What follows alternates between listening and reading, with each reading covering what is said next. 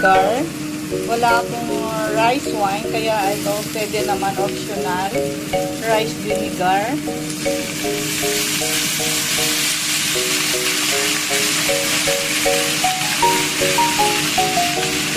Tapos soy sauce.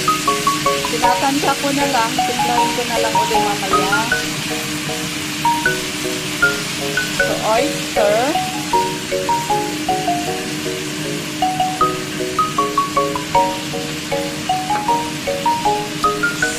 Saka, eto Coke.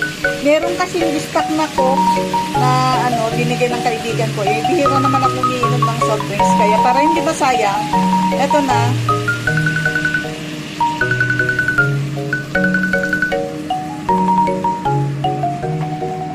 So, ayan guys.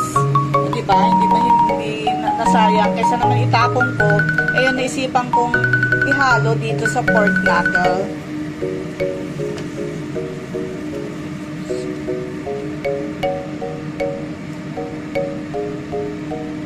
So, ayan, i-cover ko na lang, kukuberang ko, and let's cook it for 40 minutes. Kailangan kasing malambot kasi si Lolo, hindi siya makakain kung masyadong matigas. So, ayan. So, ayan, kuberang ko muna. Ayan, tignan na natin kung okay na. So, ganito guys.